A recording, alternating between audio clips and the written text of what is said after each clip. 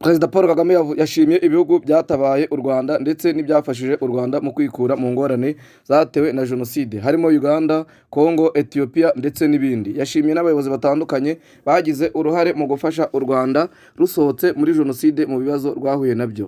Yatanze n'ubuhamya bw'uburyo mushiki we kwa se wabo yishwe yagerageje kugira ngo abe yamutabara ariko bikanga agatuma Romeo Dallaire kujya kumutabara nawe akabura uburyo. Tumukurikire twumve uko yabivuze.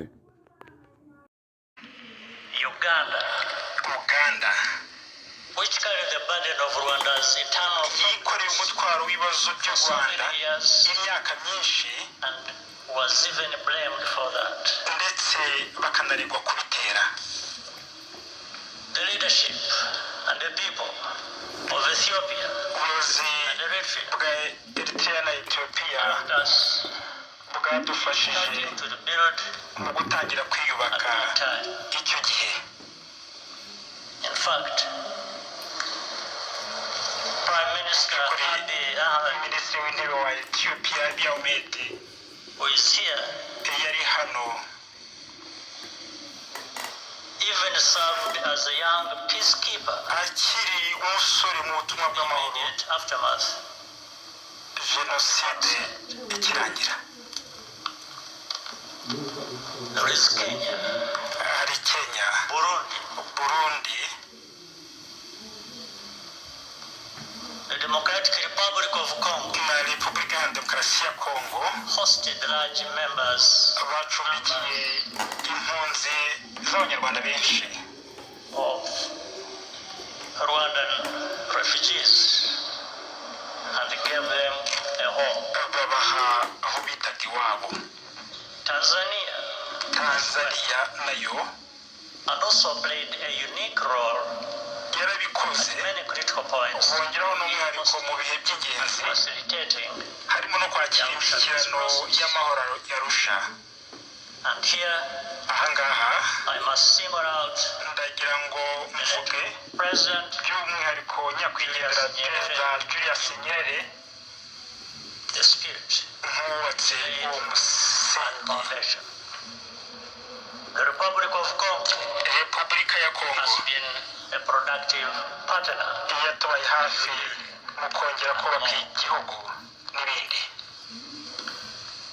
Many of the countries represented here today also sent ntitwakwibagirwa n'ibindi bihugu bihagarariwe hano to serve batanze abana babo mu butumwa bwo kubungabunga amahoro mu Rwanda. those soldiers abo basirikare failed Rwanda. ntabwo batereranye u Rwanda. It was the international community, ni umuryango mpuzamahanga all of us, wadutereranye, whether yaba from contempt ari ukubera or cowardice. ubugwari cyangwa agasuzuguro. Among those here with us today, mu bari aha uyu I munsi salute the widow ndashimira madamu of the late captain umukobwa wa kapiteni Bayanye of Senegal, wo muri Senegal who died a hero waguye nk'intwari as he rescued many Rwandans akiza abanyarwanda. from death. At the United Nations Security Council in 1994, mu kanama k'umutekano k'umuryango w'abibumbye mu 1994 came from abahagarariye Nigeria, Nigeria, the Czech Republic, Repubulika ya Czech and even as far away as ndetse no hirya kure their ambassadors nka New Zealand bahagaze ukuri.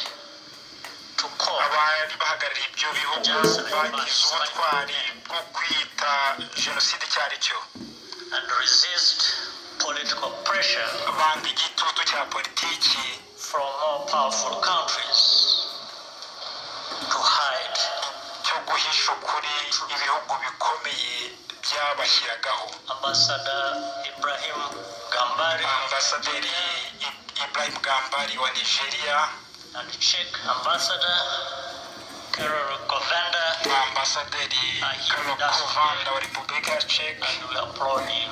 bari hano uyu munsi hamwe natwe. turabashimira cyane. Even in countries where government policy no was mu bihugu aho politiki ya leta iri ku ruhande ruhabanye n'amateka both during the genocide and even after, muri jenoside ndetse na nyuma yayo, there were always individuals hari abantu bahagaze ku kuri for their honesty and humanity. no kuba umuntu. We shall always be grateful. Tuzabashimira iteka ryose.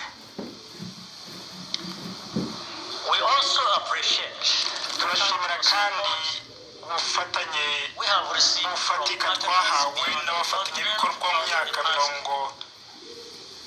30 years ishize in Europe, mu Burayi, the United States, Amerika, Aziya and many international n'imiryango organizations myinshi mpuzamahanga and philanthropies. n'abagira neza.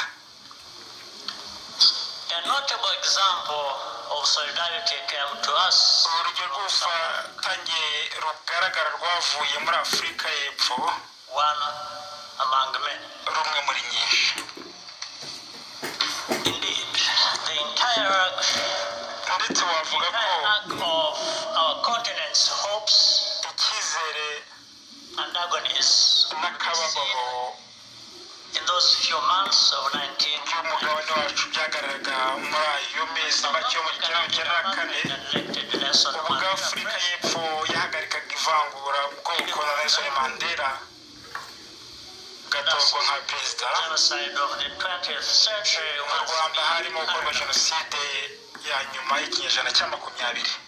The new South Africa paid for Afurika y'Epfo nshya to help yishyuriye abaganga bo muri Kiba baje kudufasha kubaka opened up inzego z'ubuzima zari zarasenyutse, to Rwanda inafungura imiryango ya kaminuza zabo, paying only local fees. abanyeshuri b'Abanyarwanda biga batanga amafaranga nk'abenegihugu. Who benefited from South Africa's generosity, mu magana y'abanyeshuri bagize amahirwe yo kwigira ku buntu bwa Afurika y'Epfo, survivors, bamwe bari imfubyi barokotse jenoside, others were the children, abandi bari abana b'abayikoze,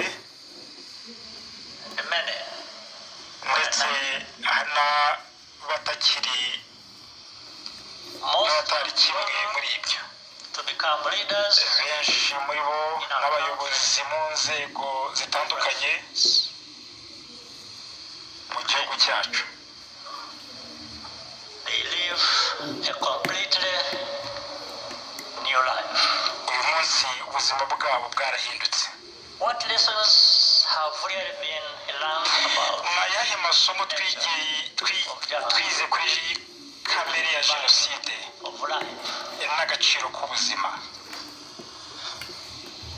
I want to share a personal story ndagira ngo mbabwire which I inkuru keep to myself. ntaragira uwo nyibwira.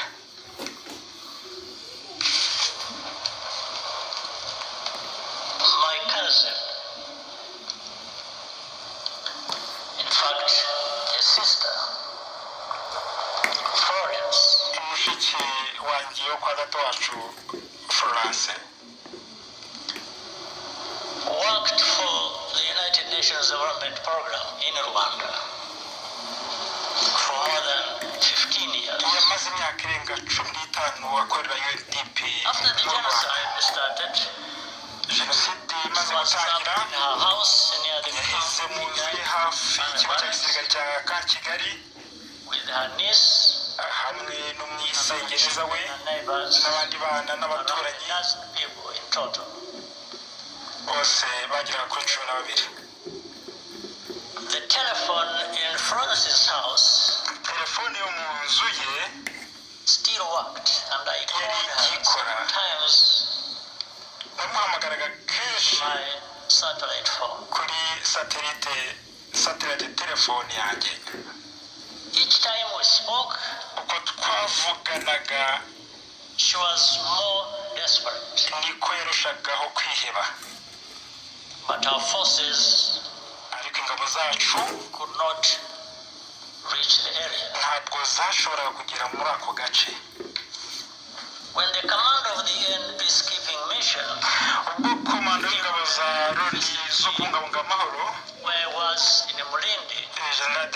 yaje kundeba ku murindi I asked him to rescue. namusabye gutabara Florence. He said he would try. yambwiye ko azagerageza. The last time I talked to her, inshuro ya nyuma navuganye nawe I asked her if anyone had come namubajije niba hari umuntu wamugezeho. and started crying. yambwiye ko ntawe, atangira kurira. Then she said, hanyuma arambwira ati Paul, you should stop trying to save us. reka gukomeza gushaka kudukiza. We don't want to live. nta nubwo dushaka kubaho.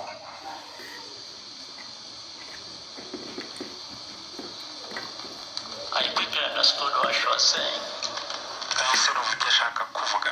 and she hung up.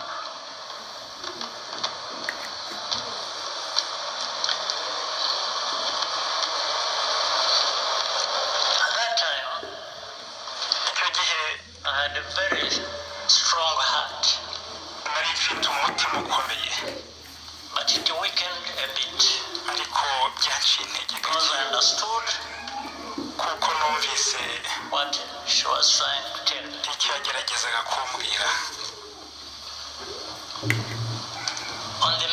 On the morning of May 16th, mu gitondo cyo kwa 16 Gicurasi, following a month of torture, nyuma y'ukwezi kwicwa rubozo, they were all killed, bose barabishe except uretse one niece who mwisengereza managed to umwe escape, and thanks to washoboye gucika. it later emerged that a Rwandan working at byaje kugaragara ko umunyarwanda wakoraga muri DP trade yagambaniye Tutsi colleagues, bagenzi be b'abatutsi, killers. abwira abicanyi. Witnesses abatangabuhamya remember him celebrating Florence's murder the night after the attack. bibuka ko ijoro ryakurikiye icyo gitero He yishimiye ko continued France his yishwe. career with the United Nations. yakomeje imirimo ye muri UN imyaka myinshi, After evidence nubwo indicating ibimenyetso he emerged, bimushinja byagaragaye, he's still a free man, aracyidegembya. now living in France. bakaba bo mu Bufaransa. I asked General Dallaire what happened. nabajije General Dallaire ko byagenze. He said that his soldiers encamped yambwiye ko abasirikare be basanze bariyeri y'interahamwe and so they turned back hafi y'inzu ye, just like that. barahindukira bisubirirayo. Meanwhile, muri icyo gihe he conveyed to me a note yanzaniye ubutumwa